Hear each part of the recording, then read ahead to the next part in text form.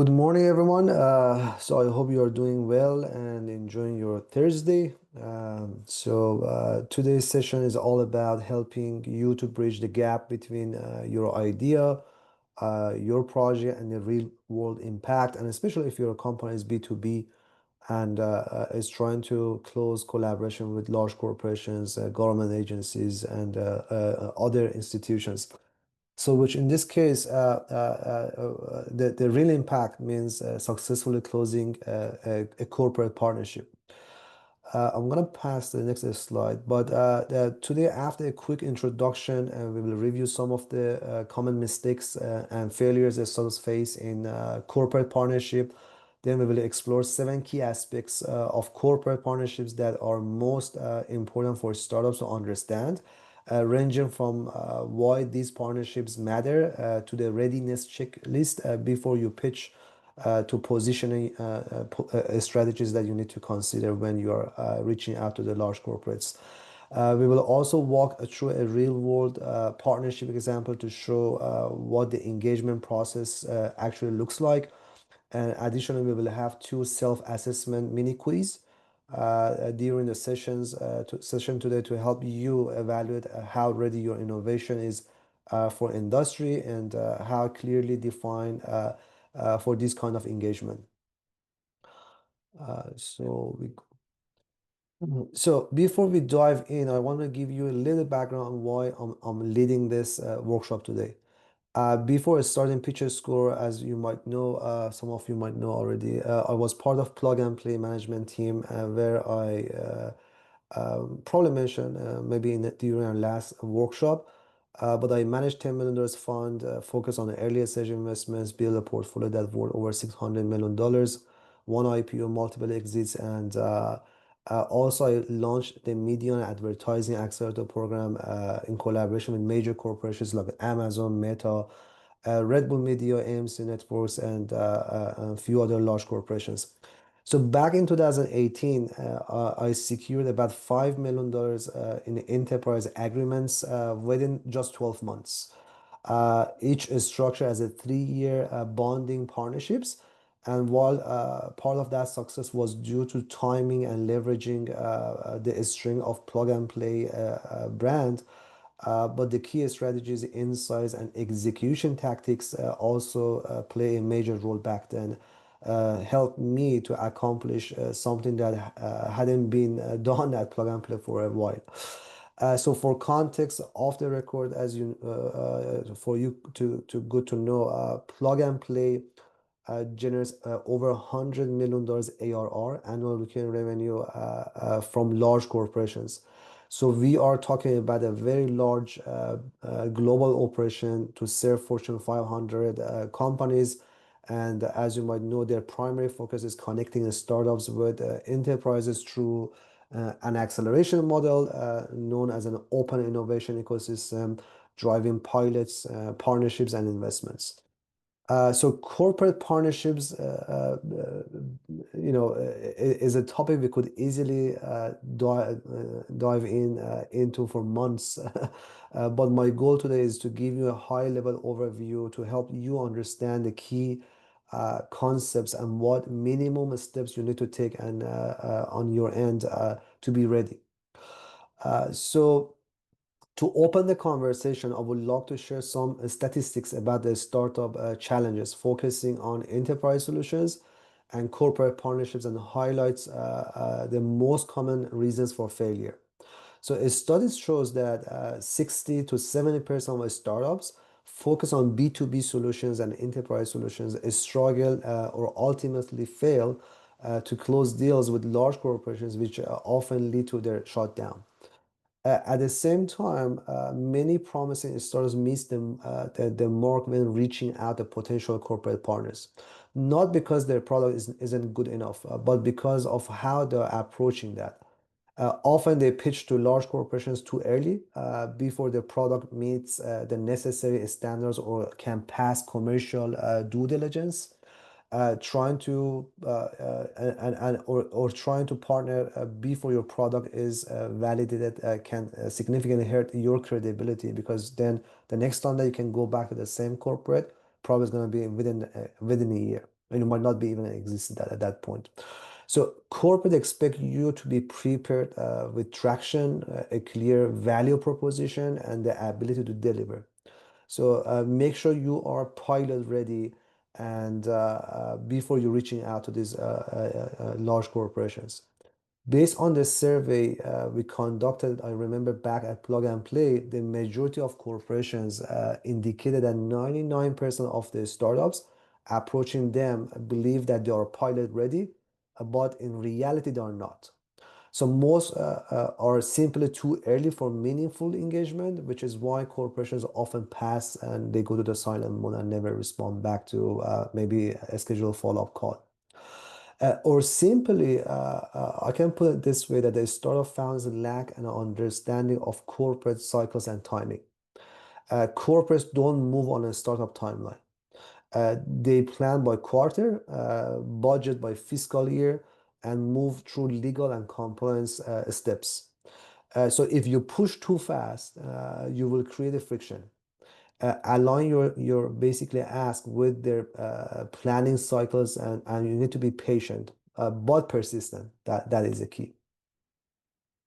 So also many startups fail to secure corporate partnerships because they focus too much on themselves, right? Their growth, what you need, or what are your goals, but in corporations don't care about your story until unless it helps them to win at the same time. So you have to lead with the value you bring to them. Ask yourself, why should they care about this solution I'm trying to sell to them or partner with them, right? So uh, if you want to summarize the biggest startup enemies that causing failure in corporate partnerships, we can categorize into three main categories. One, 30 to 50, 30 to 35% of fail because they stuck in a long sales cycles where they ran off the cash through the process and ultimately shut down the company because as a startup you don't have time and you don't have all the money in the world to stay and wait for these partnerships. And as Andy Rachleff once said, a startup die of ingestion, not a starvation. So that is a key, which is I think is very important to remember that. Second, 25% to 30% of startups fail because they are unable to build enough trust and credibility to convince large corporations to engage either in pilot programs, or commercial agreements. And remember, people don't buy products; they buy relationships, stories, and a little bit of magic. That's why I highly recommend if you are trying to close a corporate partnership, try your best to meet with these people in person. Take them for dinner, for breakfast, for coffee, for beer, whatever. Just try to build that relationship because that relationship is more is a key to help you basically close that partnership, even if they need it, right? Mm. So, but last not least, 20 to 25% of startups fail during the process because they build nice to have products instead of true painkillers. I'm not saying vitamins are bad or you should only build painkillers, but you have to keep in mind enterprises are willing to pay for painkillers, not vitamins, and that is a kind of true and reality that everyone is dealing with. That startups often fall into the vitamin trap, offering solutions that are interesting but not essential for these corporations. This becomes especially critical during economic downturns when most corporations adopt, strict spending guidelines, and in such time, companies significantly cut R&D budgets and lower their risk appetite, and they are trying to prioritize revenue protection over investing into new innovations. So the harsh reality of a startups is like running with a bucket full of water, but the bucket has holes. Along the journey, water leaks out sometimes slowly, sometimes rapidly when you hit bumps. And if the water runs out before you reach the finish line, it's game over for you. So, but if you make it into the end with some water left, that is your profit. And the challenge is balancing between speed, strategy, and resourcefulness to keep enough in the bucket before you get there. So as Oliver said, I mean, first they ignore you. I think this is a pretty famous quote, and then they try to copy you. Eventually, they realize they can't, and that is too costly for them to build internally. And that's when they either partner with you, pay you, or eventually make an acquisition offer for to buy your company. So your goal should to basically win corporate trust. That is the key, like more than what you are trying to achieve. I mean, of course, that is important because that should be something that they really need. But the trust comes before, what is your product, uh, you know, and that is by demonstrating what they can't build, exploring why they should buy your product or partner with you. And to me, in my analogy, it's the art of learning how to dance with giants. So for early stage companies, corporate partnerships offer a strategic value that goes far beyond just cash or customer. The first and most immediate benefit is usually, as you can imagine, is revenue, right? But that is just tip of the iceberg. Distribution is one of the biggest advantages of partnerships with the large corporations. So gaining access to their existing customer base or distribution channels can significantly accelerate your go-to-market strategy. So think about the time and resources it would take for you to build that kind of reach on your own, right? So with a large partner, right partner, basically you can fast track your growth, right? Next is credibility. Aligning your brand with a well-known enterprise signal credibility to investors, future customers, and other potential partners, and it makes you stand out and opens doors that might otherwise be closed. I'm gonna just please I would really appreciate if you mute yourself if you are listening. So basically that also keep in mind that there's a funding opportunity with these corporations, whether it comes directly through a strategic investment or indirectly through paid pilots or revenue share deals. This kind of capital is especially powerful because it's connected to the real world validation, right? Because when the corporate, invests in your company or pays you, that money is a validation that your solution is needed by the large companies, which is again is good to show that validation to to potential investors or other potential corporates that you want to just repeat the same success and close a partnership with them. Another benefit is insights. Corporates have deep market knowledge. Partnering with them give you access to their expertise, helps you to uncover blind spots, and can even shape your product roadmap based on the real world needs. So keep in mind that these insights might save you hundreds of $1,000s and save you a few years, struggling because if you build your product with the corporate, that means the chance of your failure from probably 95% goes down to 35%. So last but not least, corporate partnerships often serve as an exit path for many startups that eventually receive acquisition offer from them and exit with multi-million or even billion-dollar exits. Most of the companies you have heard of being acquired by large corporations didn't get there overnight. and no one just show up at your door and say asking to buy your business. So these outcomes are usually the results of multi-year relationships, and when you hear that story, you don't know the inside, but majority of this acquisition happens because it was a long-term kind of like a relationship between that startup and that corporate as a customer or as a partner, or even as an investor. Uh, so, but the question is, if you want to just get there, how you want to get there? So that, well, that the process is a key. And that process is included creating a mutual benefit for just also large corporations, and not only for yourself and for your success.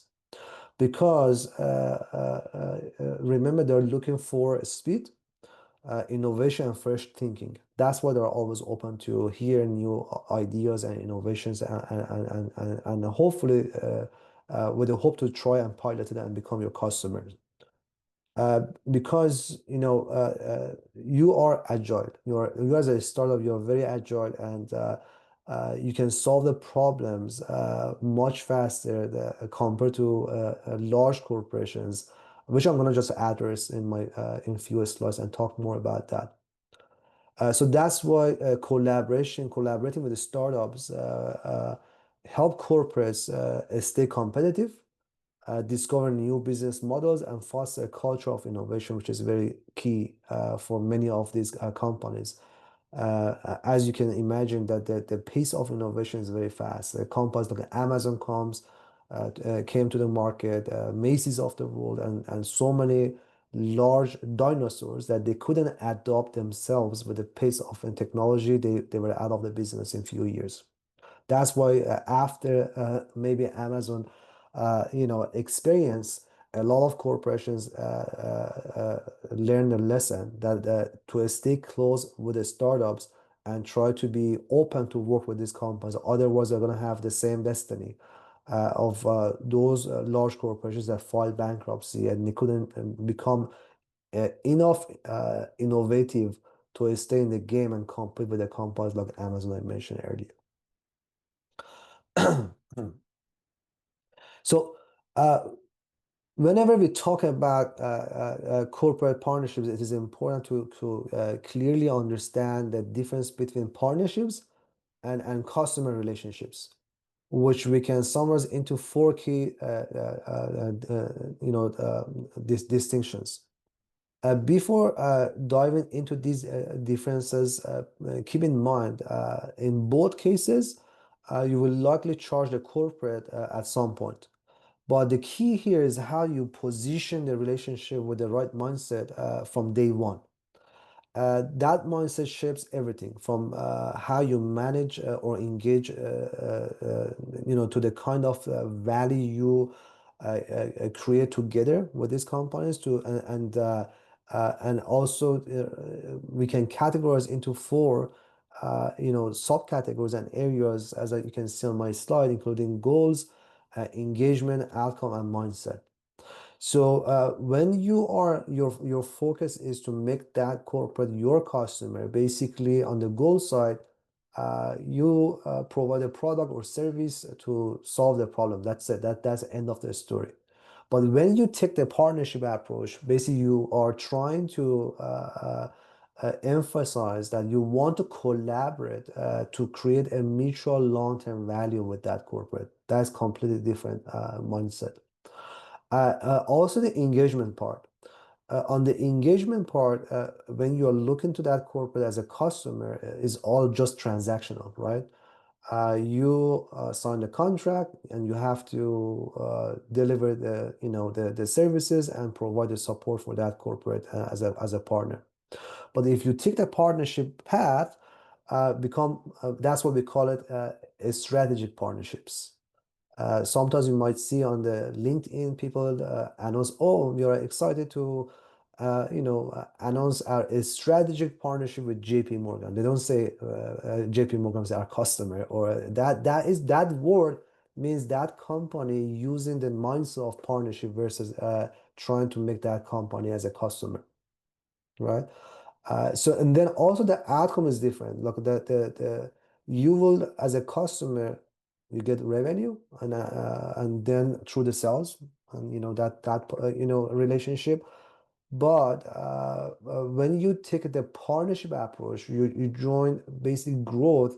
That we call it joint partnership or joint ventures through the shared goals and initiatives. So you work with them. You don't work alone and just serve them and your mindset as a result is versus how can we serve you is that how can we win together, right? So basically I'm not saying that first approach is bad because in many cases you might try to become partner but they're not interested or maybe they're not ready, they're not there, they don't trust you yet to become to take a kind of partnership approach, and you will start as a customer to just sign a contract and charge them. That is completely is fine, but as much as you can, you should try to first try to partner with them versus just become your customers. So here's another view of benefits of working with large corporations. This is a survey and tons of research that I put into this chart, when I was at Plug and Play. And this spider chart uses a scale from 0 to 5 to help evaluate the metrics we discussed earlier. So a large corporation, acting solely as your customer is weighted as at 3.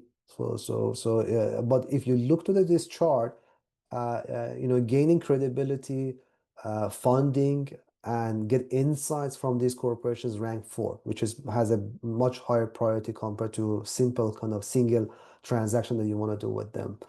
And then the acquisition, which is a kind of target to so many startups, rank at 5, which is kind of like it shows that it has the highest weight in this chart.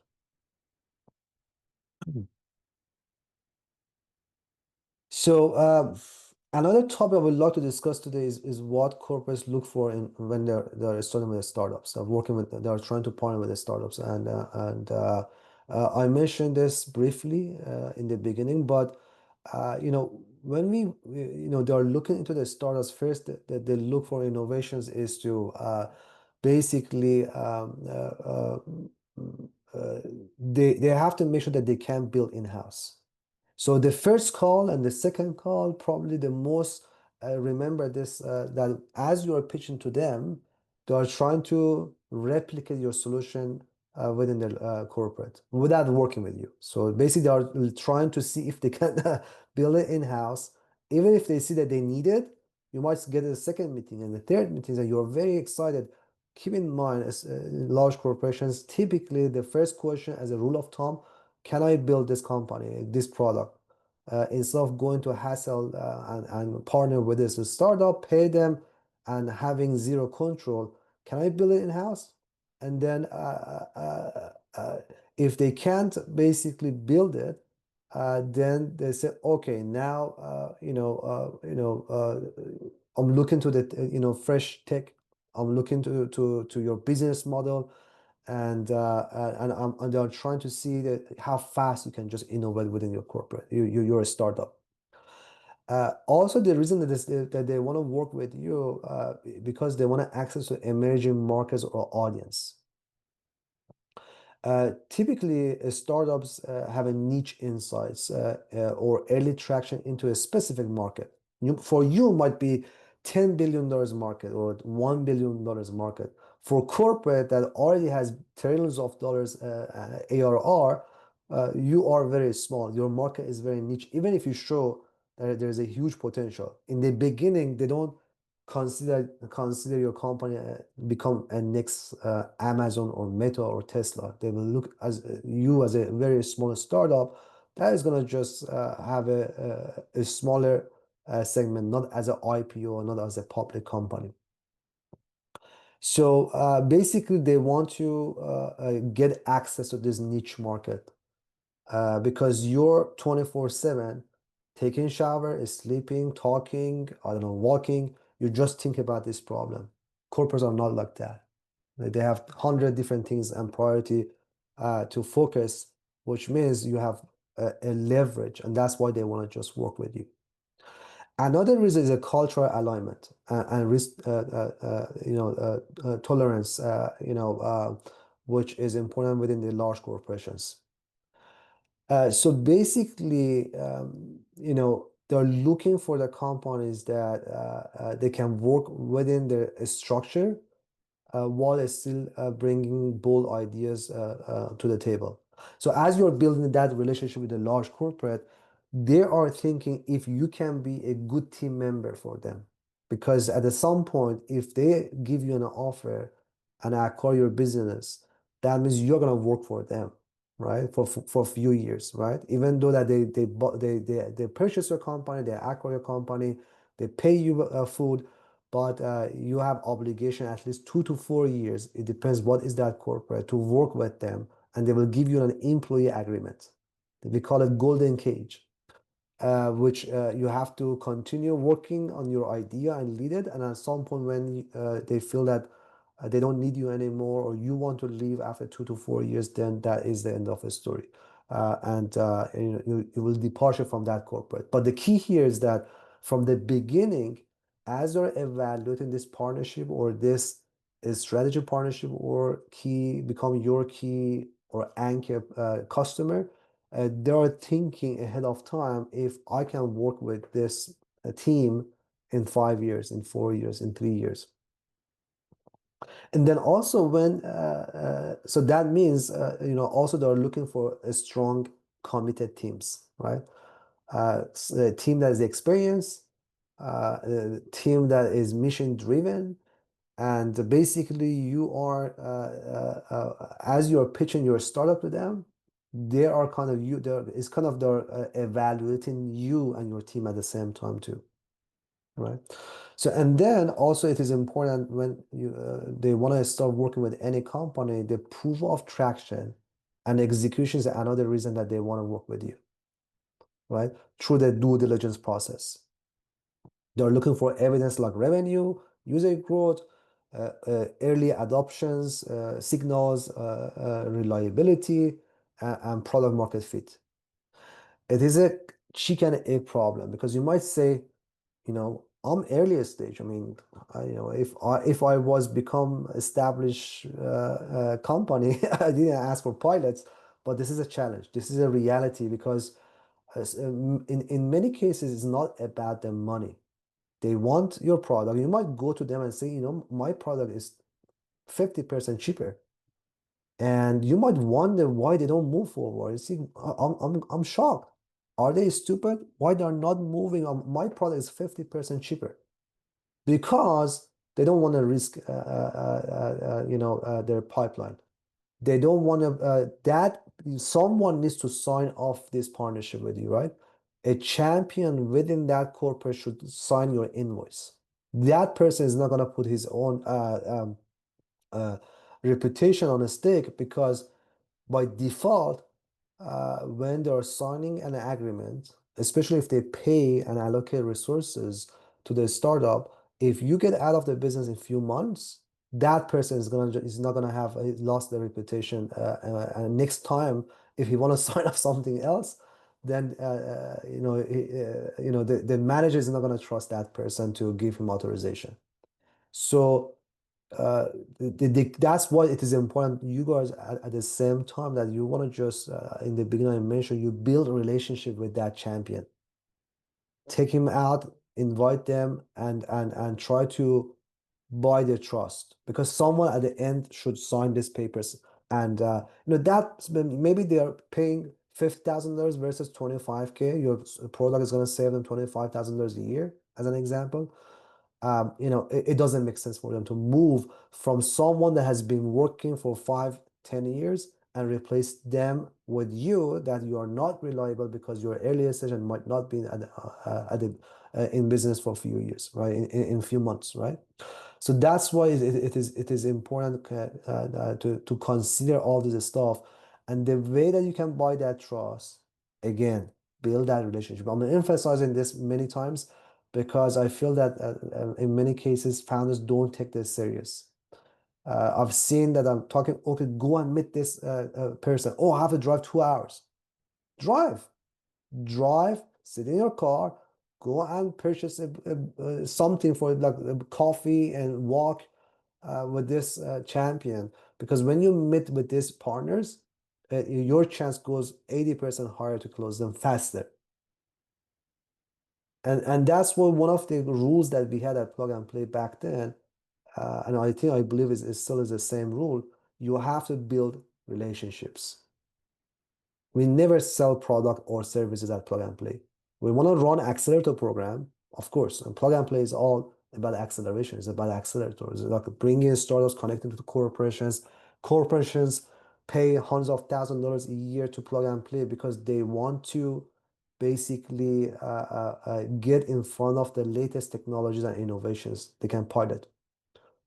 But the key, even for Plug and Play employees, was to build that relationship with those champions, because at the end, with all those reputations that Plug and Play have in the market, with all those global operations that Plug and Play has in the market, it was important for Plug and Play employees at any level, when they're talking to the corporate, build personal relationships so that person can sign a few $100,000 check and 3 years contract.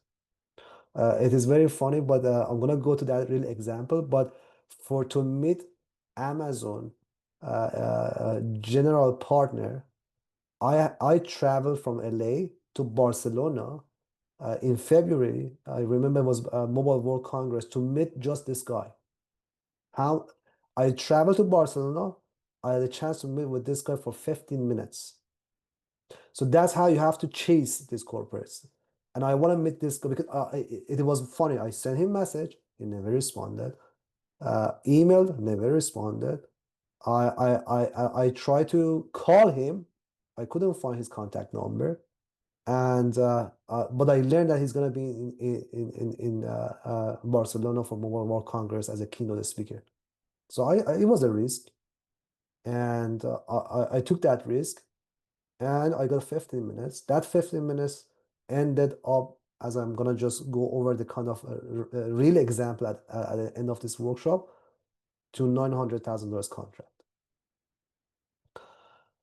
So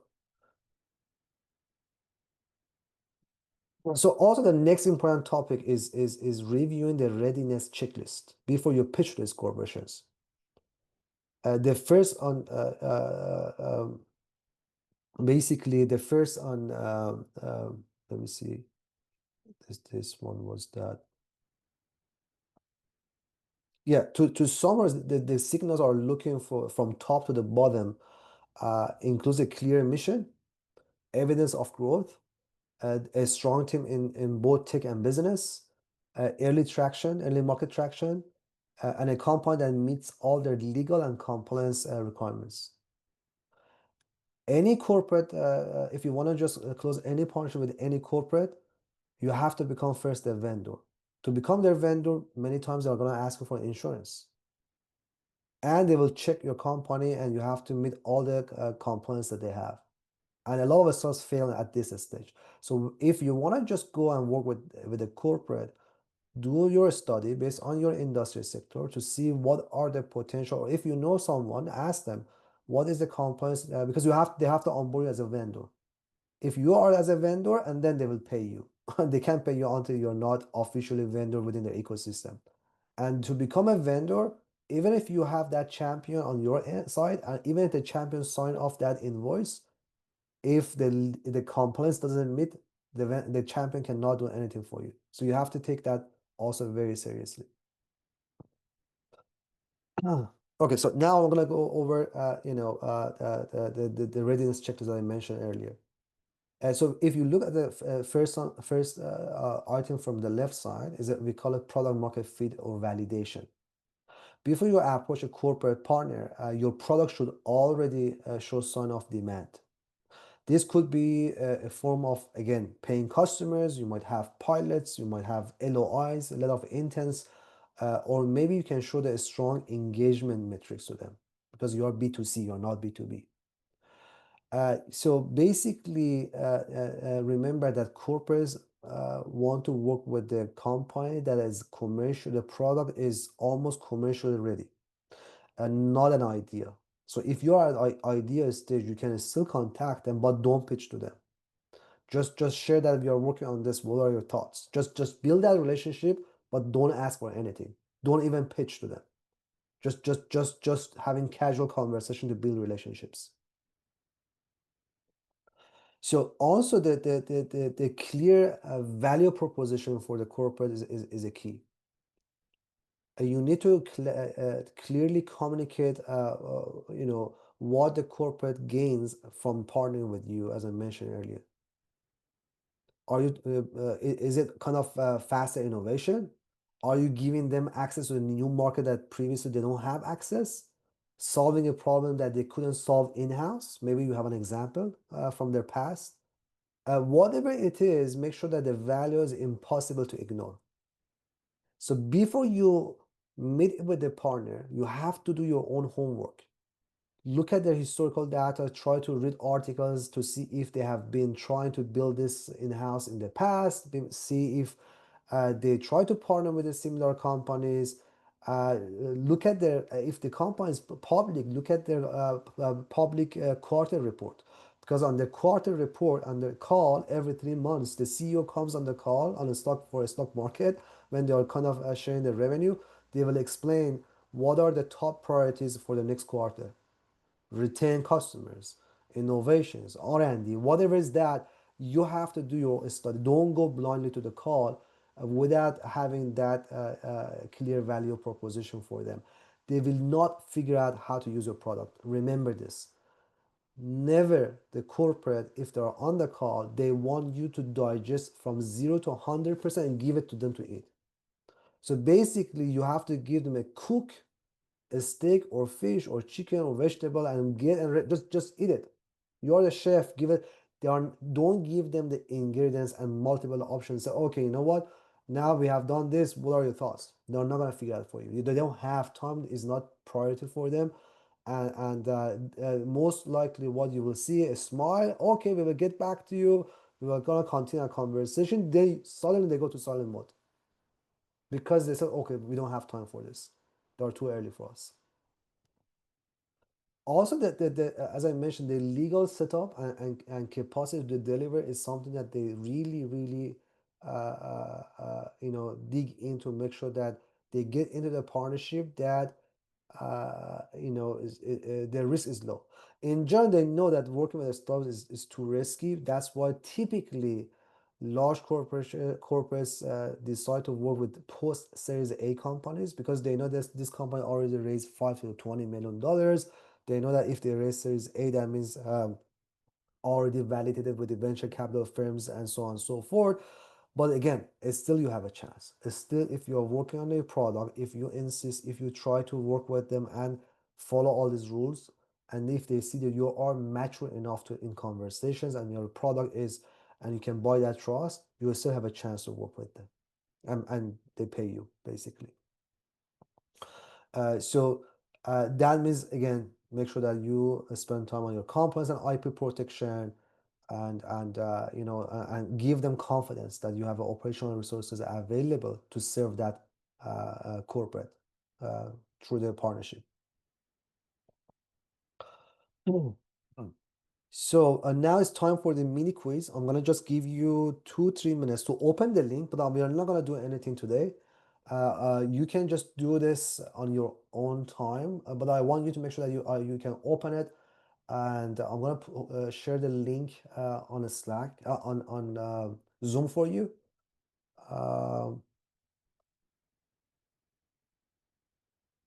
and then you can open it on your end. After you finish this quiz, you're gonna see the score, and that shows your industry readiness checklist based on and these are again based, we have done I created this test based on the history and my experience that I had with Plug and Play, and what typically corporates are looking for when they're partnering with the startups. I'm gonna just wait for 2 minutes, basically break, so you can just go over the questions, but you don't need to answer all this quiz now. You can just do it another time. But definitely, I highly recommend you to do that, because it helps you to get basic, kind of like practice, like understanding, and you know, what is needed, and based on your confidence, what is your basically chance, you know, working with corporations. And don't be honest with yourself, because no one's going to see this quiz, no one's going to see this respond except yourself. So be honest with yourself, because the confidence that you have to answer this question is the same level of confidence that you will basically share with a corporate or someone that you want to meet with them and try to work with. They will see it. You don't need to talk about it. They can see the level of confidence in your pitch, in your Q&A, on your product, so you can hide it. Uh, and again, I'm gonna just pause for a minute, and then we'll be kind of start again. Continue. So I'm gonna read some of the questions. Meanwhile, I think there were some questions.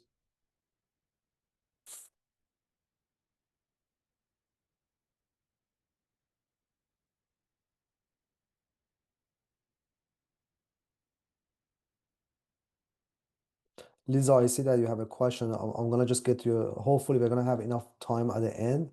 So if not, if your question was not answered, I'm gonna just you can we can either I can answer it today, or you can just follow up with me on the Slack so I can share my perspective to that question later for you.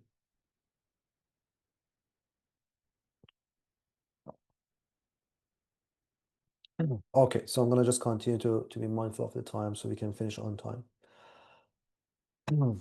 So.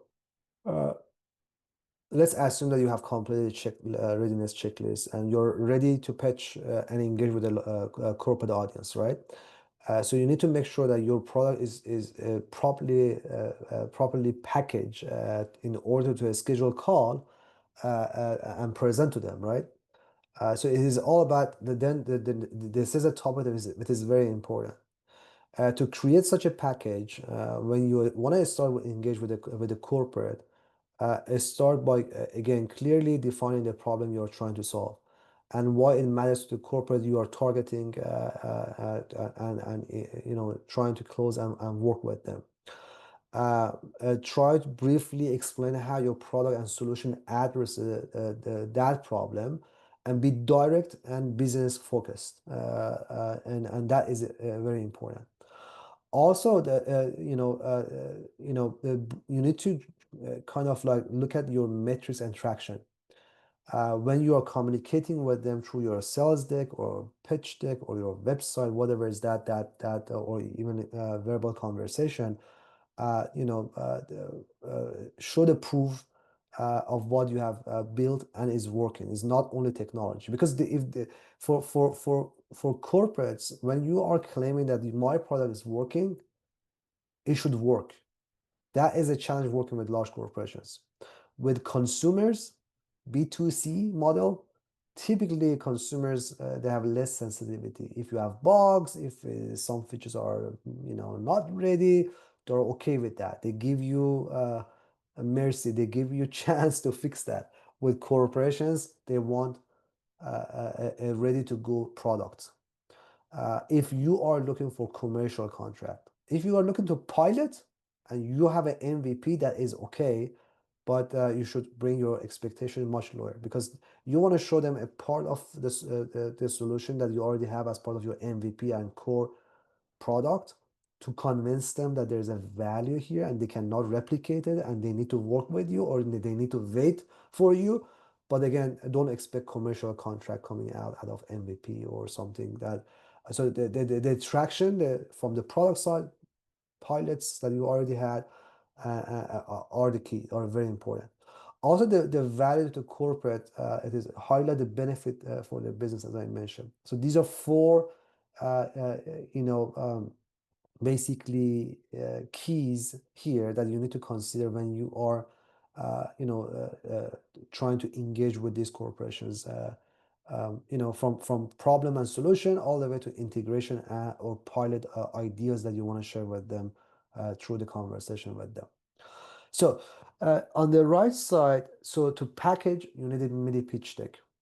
The one pager or 3 to 5 page slide deck tailored to that corporate. Make sure that basically, first of all, don't show to them your investor deck because they're not investing in your company. They're gonna partner with you or become your customers. These are completely two different pitch decks. But if you're trying to basically send them your material, make sure that you have built in a specific sales deck for them. Even I've seen a lot of good startups back at Plug and Play. For each partner, a slide one, they put their logo on the slide. So this is a proposal partnership between, let's say, PitchScore and Amazon. So they put Amazon, so it make personalization on their pitch. So they feel like, okay, you spend time to customize it or personalize it, even though you might say, okay, really, this is the same solution that I have for all my customers, but try to really work on your visualization. They speak their language. They don't, not necessarily, they avoid any technical buzzwords. Use simple language. In many corporations, when you want to, the first call, you're going to have that call with the head of the business development, someone within the business development department. 95%, none of these business development positions have any technical know-how to basically your solution. They have a list, which they gather that list, master list from different departments. Like this is how it works. This is Amazon. Amazon had, let's say, 500 departments, and they have multiple business development positions or departments. And everyone, let's say if I'm Department of AI or Department of Amazon Prime. Uh, any need I have, I'm gonna send it in writing or in conversation to the business development team. So I'm looking for a solution that working on AI and is a AI agent, is a bot, and is for customer service with this. So I'm sharing what I'm looking for to that department. That department is start looking and searching for that solution. So not necessarily you're going to talk to that department. You're going to talk to the business development in many cases. I'm not saying 100%, but many cases. So when you are communicating with the head of the business development of that company or someone within that department, they don't have understanding about the technology. So use simple words so they can match. It's like a resume. Let's say you are applying to the company to want to work for them, they are scanning the HR doesn't have all the kind of like know-how. Someone is gonna do the due diligence on on your, if you're engineer, they're gonna give you homework to do the coding. You're gonna have 7 8 level of layers of interviews. But the key here, you have to pass the gatekeeper. In many cases, again, is that business development department. So that is very important to keep a simple language when you are communicating with them. In many cases, especially if you have a technology background and you are the CEO of the company, I'm an engineer myself, right? The problem of our engineers that I'm one of them, we are looking at everything binary, 0 and 1. And we love to talk about technology a lot, right? But consider that they don't care about, the details. So try to communicate the way that you get that meeting. Then when you connect to the right department and that champion or that division, and they have technology kind of understanding, then go all the way down the deep dive into your technology and how your solution is going to solve that problem for them. Uh, so show them, if you can do that, case studies, white papers, whatever you can do, show them real world validation. I know it's hard. It's a chicken egg problem. Again, I want to emphasize it's a chicken egg problem because it was funny. I had a company a few years ago, and we had planned to work with the banks. So I got meeting from few small banks, and when I got those meetings, they say, "We love it, Alex, but we can't move forward." I said, "Why?" Is it because, Alex, can you just go and close someone like Bank of America or JP Morgan or Silicon Valley Bank? because you know what, our management really look to the to if they close a partnership with you, then I can sign off and pay that invoice very fast. I said, sure, I will do that. I I got meeting. It took few months. I learned my lesson that way. It took few months for me. I connected to JP Morgan, chairman of JP Morgan, chairman of JP. See how I was locked, and but I navigated to the chairman of the board of JP Morgan, who Jamie Dimon reported to him. So I got meeting with from him. I got endorsement that guys, someone contacted me with different methods, and I locked. He's very persistent and consistent, and he doesn't let me go. So please meet someone, meet him. Because of that call and endorsement, I got meeting with JP Morgan, and then I did the same thing with I remember with HSBS. Then I got a meeting from them, and then he said, Alice, you know what? You're too early. If you close few banks that are smaller, then I see the validation on your idea, because then we move forward. We can much easier.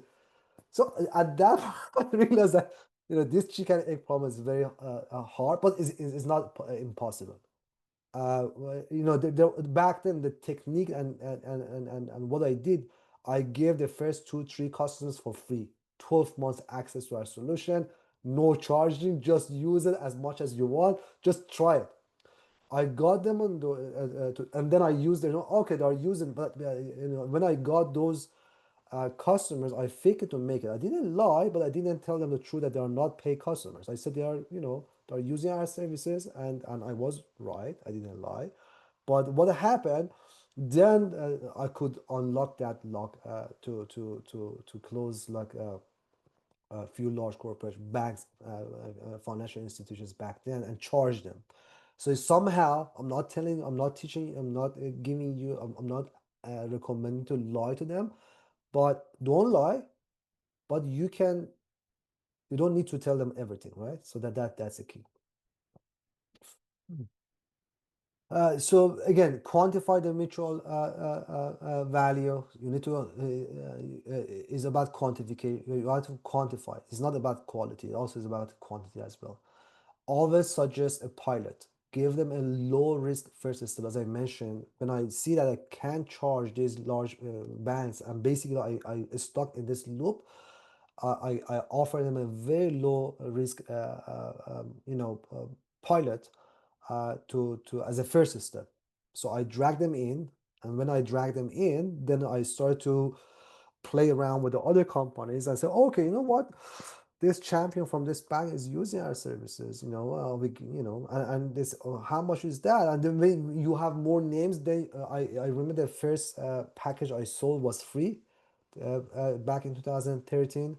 And then the second package I remember was, I think I charged $500 for 12 months. I think also we did work with the Unilever. It was not only financial institutions. Then I charged 5K, 10K, 25K, and then we jumped the price in 6 months to $100,000 annual subscription, no pilot, no try, because we were so strong, and so many large corporations paid, and I could use their logos, I could use their code, I could tell the next call, you have a question, call Samsung. This is their information. This is a champion. They paid us and they're using us. They're very happy. And we got Samsung, we got LG, we got LG, we got Marlboro Light, we got Marlboro Light, we got. So is it kind of rolling. You can see yourself how fast you move when you close it. The key is to unlock that key. That key is very the first step. And the rest become easier and easier and easier, because you can repeat the same story, and more logos and more partners that you have, then it's easier for you, and you will expect shorter sales cycle to close with the users, same user personas. So now let's talk about a few positioning strategies. One is tailor your messaging by industry. Don't use again a one size fit all pitch. Speak to the unique goals, language, and challenges of each industry. This challenge, I've seen this mistake by many founders, because their solutions are horizontal. We have either solutions or the solution that you are building either is horizontal, that means applies to multiple different industries, or is vertical, only one industry. I will ask you, okay, what is your basically industry segment? Which industry are you focusing? Your answer is healthcare. Done. So you are vertical. Is your solution applies to media and advertising? No. Supply and chain? No. Food? No. Only health, right? So some solutions are like that. So they know that either they're gonna make it or break it. So because they don't have any other industry sectors to focus, typically these companies have a smaller total addressable market. They have a smaller TAM, SAM, and SOM, but they know what is the expectation is set. One industry is much easier, right, to focus, and you need only one sales deck to send to all these potential leads because you're only focusing on one industry. But now, if your solution is horizontal, that means your solution applies to. I remember that one of our startups called Influx.ai. Their solution applies to manufacturing, to media and advertising because it's a machine vision, is a robot, is a kind of like AI that they built back in 2000. I don't know, it was 2021 or 2022. So in the beginning, they have a challenge. They didn't know. Okay, the question for the founder had this question for me that, Alex, should I focus on media and advertising or should I focus on manufacturing? Should I go to car manufacturers to sell my product, or should I go after media advertising? And so the challenge is when you are horizontal, you have a much bigger TAM and SAM and SOM, but your challenge, but you have a bigger risk because you might lose your focus by focusing on multiple different industries and you ran out of the cash. But in the beginning, for few months, if you want to try multiple industries and you want to find your product market fit, it is okay. Not keep this for few years. Few months is okay. If you launch your product, if it's ready, and if you have bandwidth, you are not sure. The problem is you don't know. I say, Alex, I don't know. Maybe government pays more faster, or maybe I don't know, maybe I don't know, cybersecurity companies pay faster. You have to try both. But if you want to do that, you need two different pitch. Don't send one pitch to all these customers. You have to tailor to that industry if you want to just communicate with them. Also, you need to just talk about strategy alignment and agility. They have to see that you can move fast. You know, um, if, for example, you're focusing on sustainability, highlight how your product drives impact in that space, right? So make sure that you kind of communicate all this kind of like metrics or within your sales deck or pitch deck or your conversation with them. Also, there are two more that is basically let me see this. Give me 1 second. Also, basically, if you are trying to, position your company, um,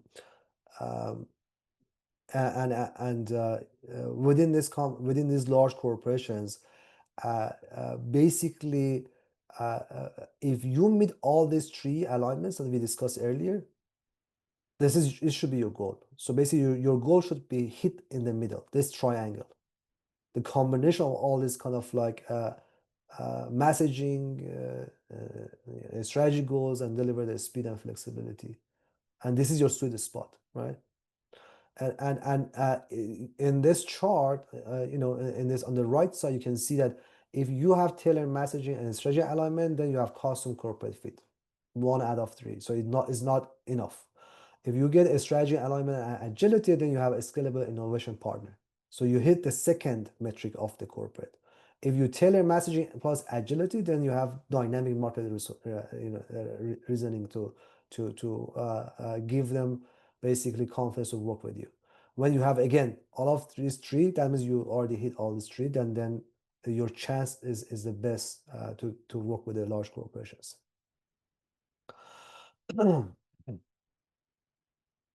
So now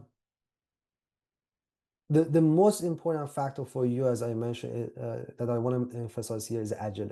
How agile is your business? How fast? Why agility is a major advantage for startups? That is a key.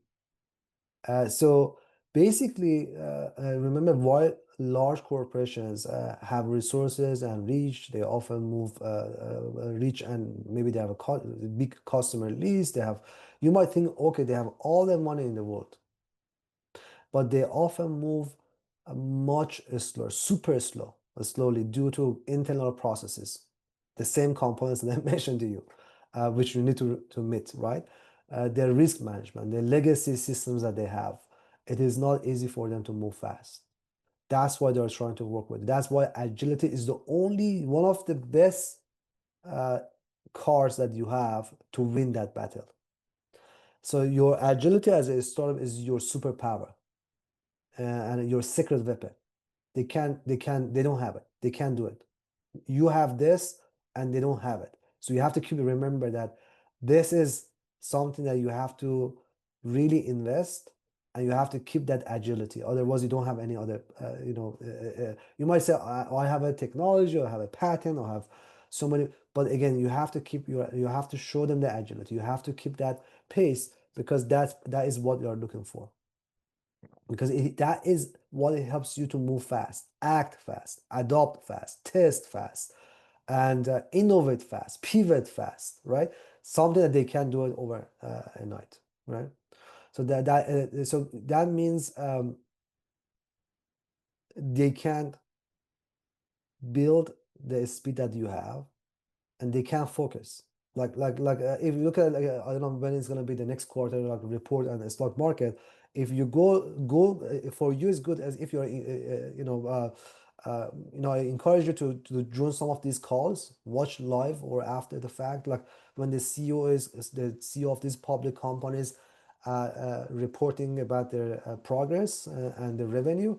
You will understand that this guy has so much more other priority compared to coming and fighting or competing with you, right? So that means you have a leverage here.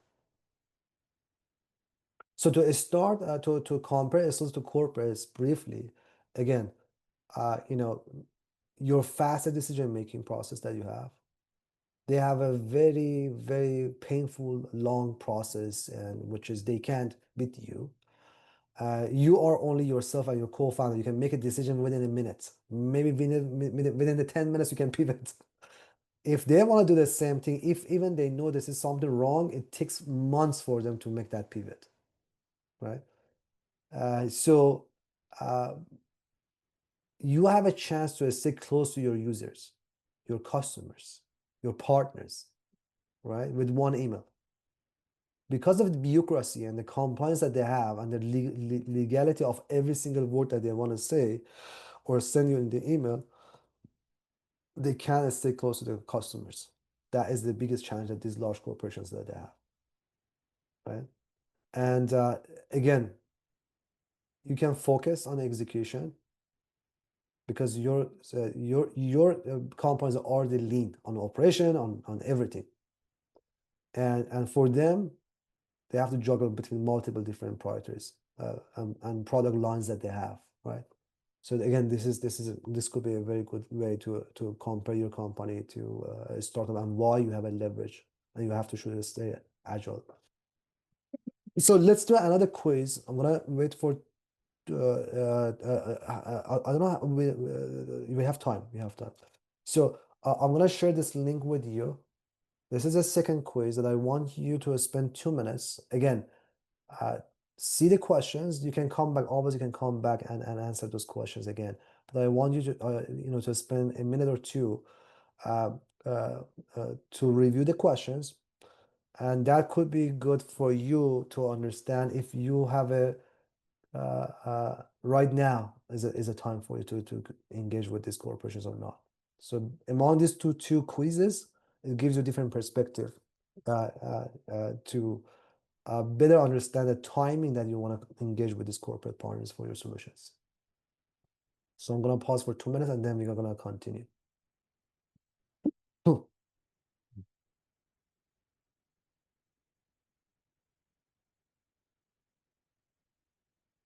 I think someone asked about the score.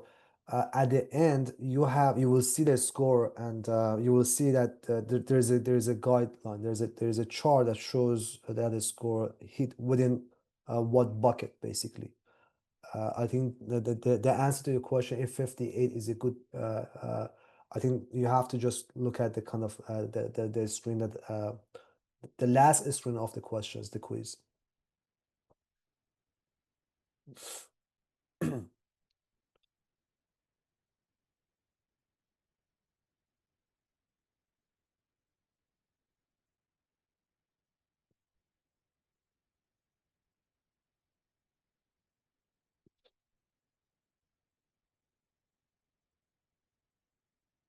No, I'm looking to here 0 to 20. That means you need to work a lot on your solution. If you get 21 to 40 for the first quiz, 21 to 40, you're close. But if you're 41 to 60, that means you're ready. From the confidence and whatever you think your company already has accomplished, that means you're ready to engage with corporations. Okay, I'm gonna move to the next slide. Okay, so now let's review a few outreach tactics to basically engage with the corporates. The most effective way to engage is warm introductions. Everyone probably knows in this call. So the historical data shows that basically you have 3 to 5x more chance to schedule that meeting with a corporate if someone introduces you through the email or message or call to that champion, to that department. That is about getting the first meeting, not closing the partnership. Of course, it's important if that connection can stay with you through the process and support you, but at the same time, but again, always, the warm introductions rank 9 out of all different, kind of solutions that might be available for you to connect with corporations. Believe it or not, LinkedIn ranked 2. So basically, you have out of 0 to 10, we give it 7 to connect with the champion, with the right person that you want to talk, and then send them requests and then try to schedule a call using LinkedIn. So I think LinkedIn Sales Navigator, these are the tools that you can either use it for free, but if you want to really capitalize and allocate resources, I think pay $25 or $30, or it depends. I think what package you want to subscribe to LinkedIn, from $25 to $90 a month. I think this is the cost. But if you want to get more filtering options, then LinkedIn is a second recommendation that you can. It can save you a lot. Maybe you save $50 to $100 a month might be a lot of money, but if you are at the phase that you want to close partnerships and you need to invest, you need to invest into your business development initiative. One of the investments that really worth your money is to pay $50 to $100 a month to Sales Navigator, because that gives you an idea and give you all the power of filtering the leads, and you can see their profile, you can see their, and you can even send them message. So that is, to me, is the cheapest way. If you don't have the, in addition to warm intros, that is the cheapest way to connect with the relevant corporates. You know, if you're at a stage that you really now focusing on part closing revenue and partnerships. Also, the founders communities and events. To be honest, I've seen that a lot of founders either don't take seriously the attending the events or networking. And when you are asking them why you don't go to the events, oh, I'm focusing on building my product. I want to focus the next 3 months to focus. It is your job as a CEO or as a co-founder that you should attend at least 1 or 2 events a month. You have to go out. More you go out, better chance you have. Don't think that you're sitting behind your desk and because COVID now learned all of us that we can work from home. I'm sitting in my room and then talking to you is a new norm. Of course, is a new norm, is a new reality that is established. If you want to build relationships, go out of your room, go to these events. And to be honest, probably 90% of the time, I never paid for the event. If you know that there's a way to get to these events for free. Always. And and that is very important. I'm emphasizing this because I know I spoke with some of you probably in the over the last few weeks or few months, and what I hear, I want to focus now of building my product. That first of all, that's why you have a co-founder. If you have a co-founder, even if you don't have the co-founder that is focusing on the product and the technology, and you have to do it yourself, that is fine. But you have to create that habit for yourself. It's like a gym. Like if I'm asking you, how many of you, go to gym or at least do the cardio, you might say, "Oh, I'm busy, I forget." You don't have enough motivation. You have to create that habit to being to these events or being out to these communities opens the doors that you never expect. It's crazy the impact, but is really um,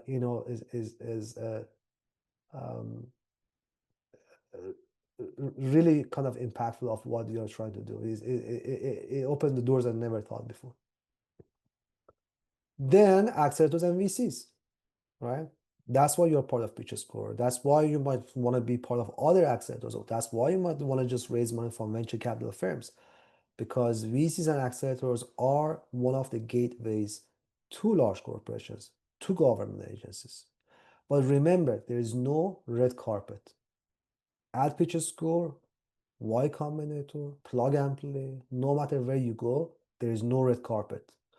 It is your job as a founder to come back, ask questions, and if you ask questions, it doesn't. What is going to happen? Someone is going to just punish you? No. For example, Alex, do you know anyone here to make an introduction? Maybe my answer is yes, maybe no. It doesn't hurt. If it's yes, good for you. If it's no, then it's okay. Do you know this? Then you go to the next person. Do you know this person? Ask people, request people. If you don't ask, if you don't request, you never get the result. At Plug and Play, we had founders back then, and Plug and Play is the only accelerator in the world that's working with Fortune 500 companies, all of them, right? Globally.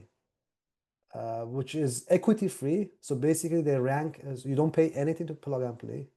Plug and Play don't take any equity, which is the best ever probably happened for a startup ecosystem.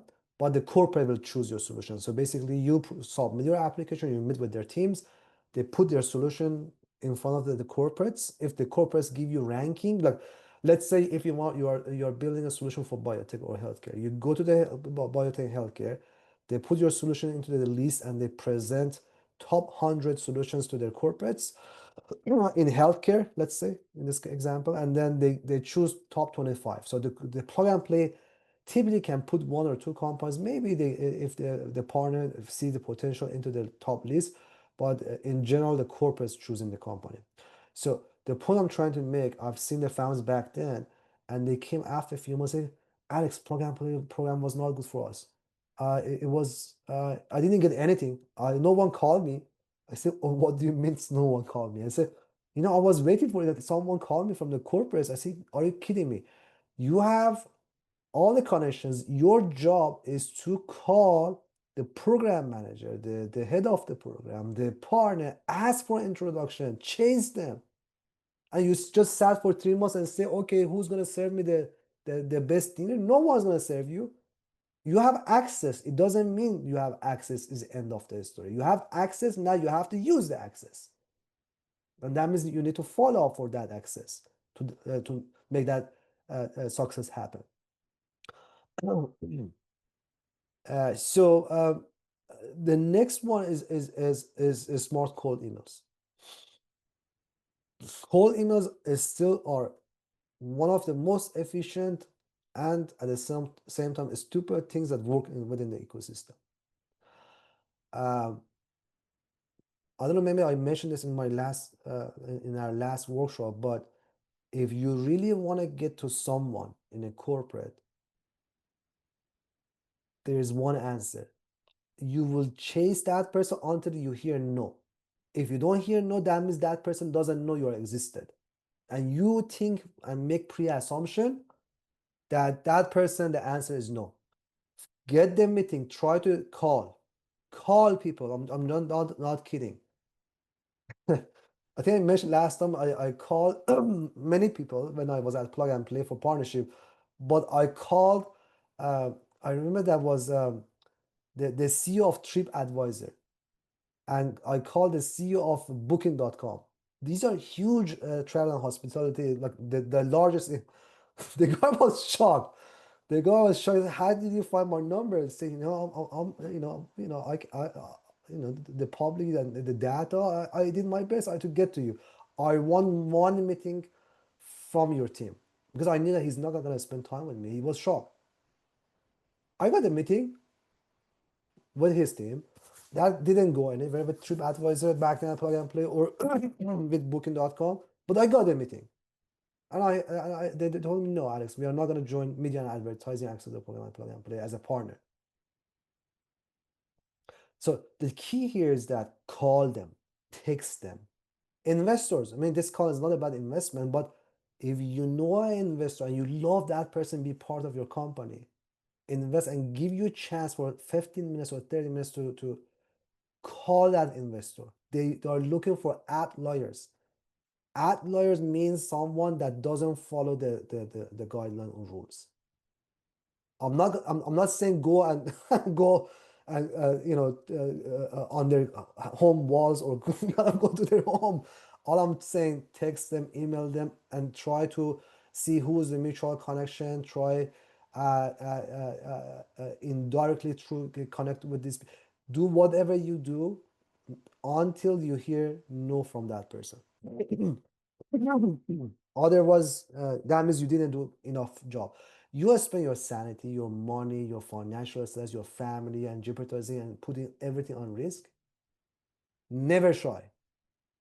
Huh? Never try. Go and chase that person to get to that person for that meeting.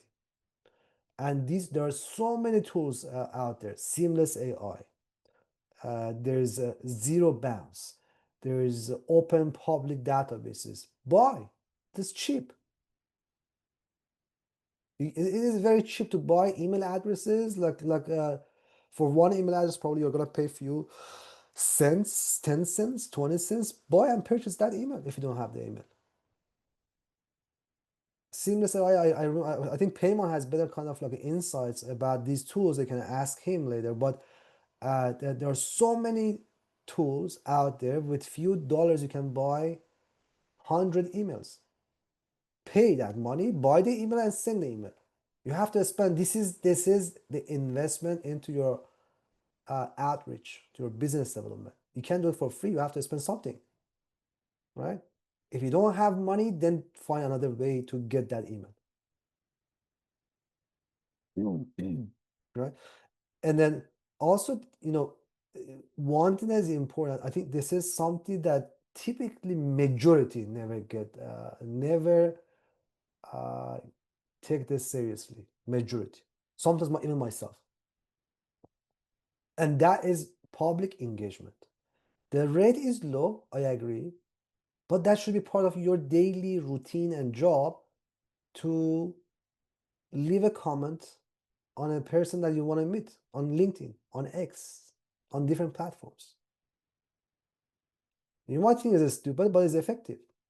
And a lot of time you engage with the post, you leave a comments, you participate, you tag them. I'm not saying I'm not proposing to harass these people. I'm just saying engage with them through the public. They put a post, or you want to have a new feature and tag that person. I would love also you guys take a look to my solution. Tag, tag, tag, tag, tag, send them private messages, and so on and so forth.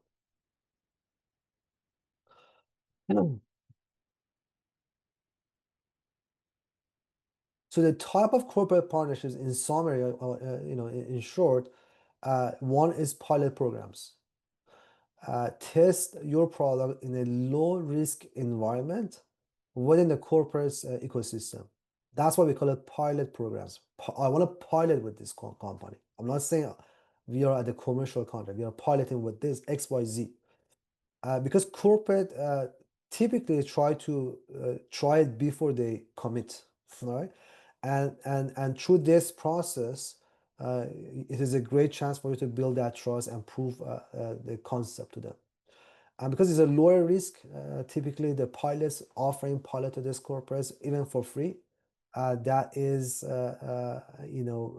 is a good to start with if you don't have that relationship, a strong relationship of trust in place.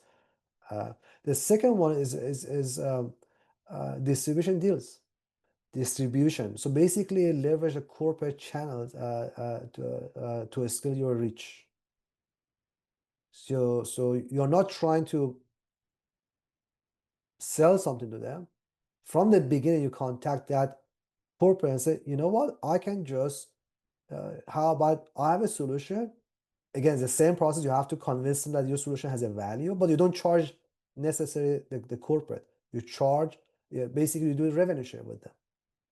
Or they become distribution channel for you because through the distribution that they are doing for you, they can gain new customers. They might do it. Then is white label and tech licensing. Typically, I don't recommend white label solution because it kills the scalability. And as you get more customers, no one knows that you're existed, even though you're making money, but you are behind the curtain and you are the behind the scene, and no one knows who's the actor of this technology. And you cannot talk about it because when you white label, typically they ask you to remove your branding. If you can just ask them to, just put power by the name of my company, but typically they don't do it. If you can convince them, is good. But again, white label basically is your solution and is their brand or this is their platform.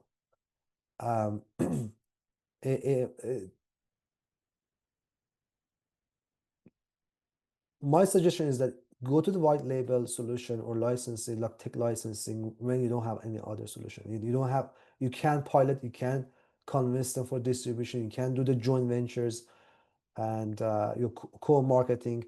If you can do that, then do the white label. But if you do the white label, do it for everyone. You might do it for one or two customers because they are paying you $500,000 a year. Do it for them as long as you say, okay, I don't care. Let's lose these two customers, but I need money. But remember that when you white label, then you're duplicating your solution into other corporates and they have a network and you don't have it. So that means it kills the scalability of your system and your platform potential. A joint venture and co-marketing, again, this is the best that can happen for you if you do the joint ventures with them. If they sign a joint venture, basically the title is joint venture. Basically, if the partnership agreement that you do with this with them at the legal stage, even they call it joint venture partnership, which is good because you are co-launching with them, you are collaborating, and that is the concept of customer being being a partner, a strategic partner, which this is the best way that it gives you the best visibility. You can leverage their brand and so on and so forth. Now the last two slides that I want to just talk is about the real partnership example that I experienced myself, which I briefly mentioned to you earlier in this today.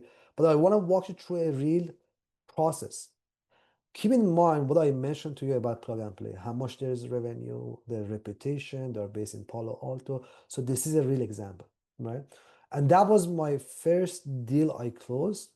The second deal, third deal, and fourth deal, and fifth deal with, the first one was with Amazon. That's why I want to just talk about this. but it took almost a year. The second deal with Red Bull took 30 days. With Meta took 15 days. With companies like Grupo Globo out of Brazil, it took 2 months. With AMC Networks, took 3 months. The USPS took I think one in-person meeting and 5 calls, less than 30 days. So this is how it start with pain. Then as you're closing more partners, then your sales cycle drops significantly. So I remember that, as I mentioned to you, I couldn't get to the team was Amazon Moments. So I basically started cold outreach to that general partner on LinkedIn. It didn't work.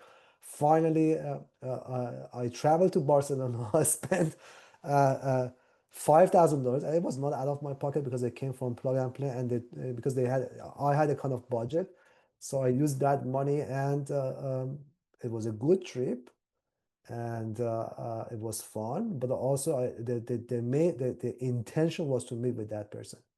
So I got 10, 15 minutes from that person, and what I did, I was really wild because when he got off the stage, 20 people jump on his because this is typically what happens when that keynote speaker finished the conversation, and like the keynote, when they come out of the stage, you see 20 people come and want to talk to that same person. So I traveled from LA. I couldn't afford to lose him because 20 other people want to just talk to him. So what I did, I just pushed everyone back. I said, I want 10 minutes. And I just used the one can say, I need 10 minutes. I will promise you to not disappoint you from that 10 minutes. 10 minutes. And actually, no, I think I told him, give me 2 minutes. Then my intention was to keep him 10, 15 minutes or even 1 hour. But he gave me 15 minutes to discuss. So you have to do it is a war when these people comes out from a stage, especially if they're panel discussion. It is a war zone because you have to uh, chase and keep them to give you 5 to 10 minutes. Then I remember that was from November to February. Then I convinced this guy to visit our campus in April 2019, and to participate in one of the events that we had.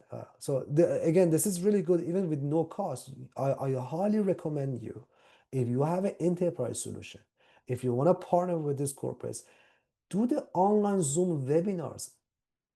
Next one we have and promote it on your social media. Give it to our team and say, guys, if we have a webinar and we want to showcase our product to our customers, potential customers and partners, we are going to host 30 minutes webinar and followed by 30 minutes Q&A. Send it to us, send this to your friends, and post it. Put this Zoom link. It's free. There's no charge. It's just need from you a material to present, and you need to be on that call for that webinar, yourself, and start pitching. Even you might see the first, second, third, fourth meeting, there are zero people on the call. It's okay. Continue. Be consistent, right? But plug and play, for sure. This is how I leverage plug and play reputation. I convinced them to come to one of our events, and then May, the same person approved the pilot. Even at plug and play, we offered them pilot. We didn't come. We didn't ask for commercial contract. It went all the way to July 2019 that we through this process we negotiated with other departments with Amazon. Why? This is very important. Why? Because this guy, this champion, said, Alex, I have $100,000 budget. I said, no way. It is $350,000 a year, and then I want you to become 3 years partner. So that means $900,000 commitment. So the guy said, I can't. I have to go and spend time with other teams that I might think they might just chip in so we can pay you $350,000 a year. In many cases, if your ticket price is high, that means you have to buy your champion should buy in from multiple kind of like different departments because that department doesn't have enough money. So I was thinking from here, it was a big risk because I might lose that partner, and that was our first anchor partner for media advertising accelerator program at Plug and Play. I said, okay, I got a pilot approval, but I don't have, this guy has $100,000 budget. My goal is to get 350K. It was a very hard decision because I could make a wrong decision and lose that partner. I said, okay, you know what? This guy seems love it. Let's wait for. I said, okay, let's wait for 2 months. So when I called, I said, no way, we can't just do it with 100K. So I'm gonna wait. I'm willing to wait. So you go and buy in. I'm happy to join all those conversations.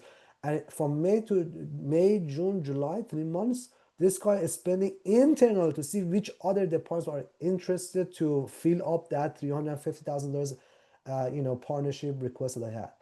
In my back of my mind, I said, okay, if he doesn't come back in July and say, I don't have enough more than 100K, I'm gonna accept it. I don't have any option. I can't lose $100,000 after all this true process.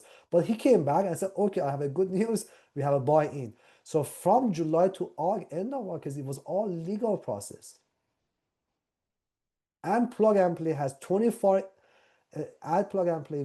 We had I remember back then we had 20 we had we have no we had 7 in-house lawyers at Plug and Play.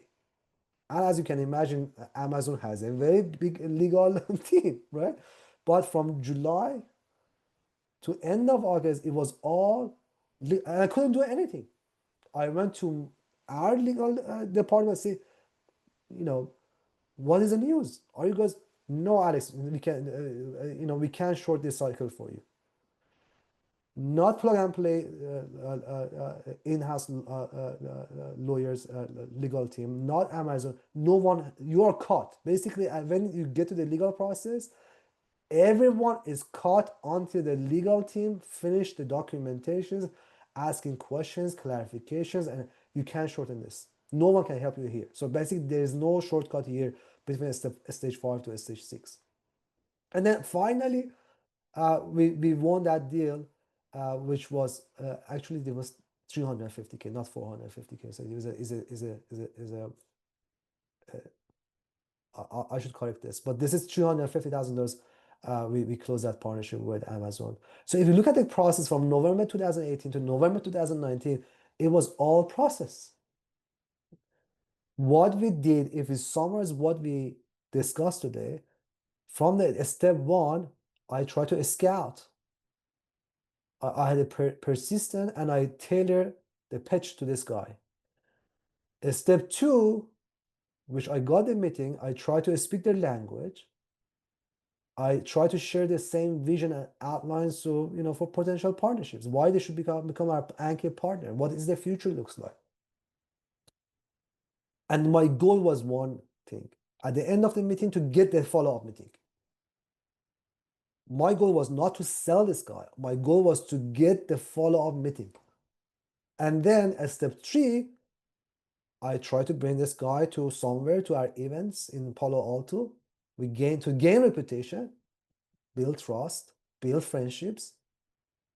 And I got a verbally agreed because the guy was 3 days. Right now is at Plug and Play is a summit. I think they have a June summit. 10,000 people participate, all corporates. All right. So and morning is a summit, workshops, conversations, and then at the night, all gathering, all networking, non-stop. Basically, you go to Plug and Play from morning 8 a.m. to 11 to 12 a.m. in the morning, just networking, because they have like continuous, and then they have different gatherings, different parties, different after parties. David, I'm gonna answer your question. I'm gonna be finished probably in 5 minutes. But I see your hands. You can keep it, so I'm gonna answer your questions. But again, you know, it is very important how you build that. The stage 3, it is very important how you can do it, whatever you can do it. I suggested do a coffee shop, maybe beer, maybe see what he's interested, maybe hiking somewhere, sailing, whatever you can. But again, this is a key. You can't skip a step three. A step three, that this is important. That is where you can convince this guy or that person, that champion to work with you. Then we ran a mini project. That means we did a pilot with them. And I try to bring them back to the campus for pilots so they can meet with the startups. And I try to schedule during the pilot one call a month or a call a week, sync call. We call it, how about if we start the pilot, from now we put something once a week for even 10 minutes, a sync call into our calendar, send them calendar, weekly calendar. That way you know how they're performing, because sometimes they're very busy. They might come and say, Alex, we didn't get a chance. For last 2 weeks, we were busy. These sync calls help you to remind them that this pilot should become successful. Make little bit obligation for them because they want to come on the call for 10 minutes sync call to do something before they come on the call. So you're pushing politely this pilot to make it happen. And then you have a series of negotiations, then talk about financial commitments. Then you have step 6, as I mentioned. You have to prepare legal documents. You have to become a vendor in their system. You have to do all the things that needed to get to the final agreement. And then last, typically what you need to put in your contract that with your approval, and we would love to do the press release, right? And then you will give them the bank accounts, do the logistics, planning, roadmaps, and again, in our case, was bringing back to the campus. And what we did, it was a really effective strategy. We said, okay, how about we saw we spent, I don't know, a few $100. We invited them, the entire management team, back to our campus, and we created a very nice contract. We put one table, one banner, two seats, and said, how about now we sit, shake hands, and sign this contract? You might laugh and say, Alex, DocuSign, you can sign it much faster. But what was the goal? The goal was we scheduled that private session with 20 people to sign that contract in person. But the strategy was not Amazon. In that meeting, I had AMC Networks, USPS, 10, 21, 10 other partners, champions that I want them to sign the contract. And then we brought a camera, someone put the camera, take pictures, 10 champions sitting here, and said, wow, it's amazing. And then we took them for a nice dinner out. So you leverage that signature to get the other contracts. And some of these steps doesn't cost you. It needs planning. Have you been, I don't know how many of you have been at Universal Studios or Disneyland, Disney Park.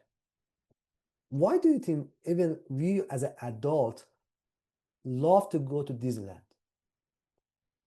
The answer is simple. Because Disney did something very amazing. Pay attention to details. When you go to Disneyland or Disney Park, you love that details. It reminds you all the cartoons that maybe you were kind of kid watch, and you love to go back again to the Disney Park because it's all about the details. Closing a deal, that's what is the art of is a science, and is art of dance with giants, we call it, because you have to pay attention to all these details. Have you heard? I think that they say in some that's why you have to be sure to set your expectation when you start working with the large corporations, because some of these steps you can't shorten. Sometimes some of these steps, yes, some of them you can't. So you have to expect, if you want to just close a partnership with a large corporate, set your expectation from pilot to commercial contract might take a year if you're lucky, if you do the great job for the first one. If you do a bad job, worst case, 2 years might take. So that means who's going to pay for your bills? Who's going to pay for your employees? Who's going to pay for you, your paycheck, for your services? You have to consider, you have to, that's what is tough. But if you do some of these basically steps right, you have much better chance. Much better chance. Yeah, that's we're done. David, I think you have a question. For us, we also expect the first deal will be about a year. What would you budget to reasonably for that? 150K? Uh, $150,000 is a budget for your company, or is that a budget? What can you kind of a little bit explain more? Um, between your first reach out to Amazon and the deal signing and the dinner, how much did that cost you? Oh, very good question. So now, so the cost was my salary. The cost was the cost probably cost $300,000. Yeah. We Yeah. didn't make any money out of that contract. But the thing is, because of that 350K, we got a few $1 million.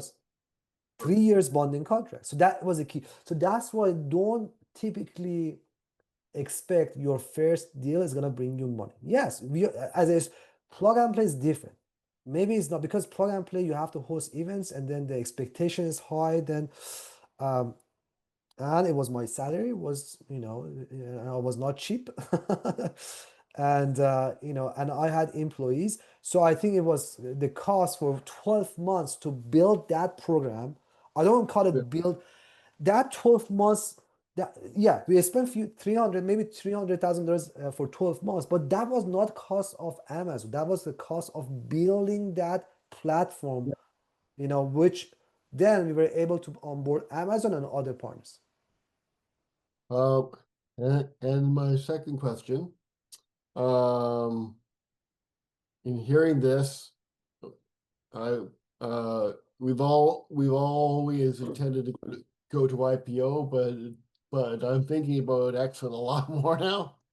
And uh, at the start of identifying first customers in corporate, would you target a potential exit cut, a, a, a potential exit as well?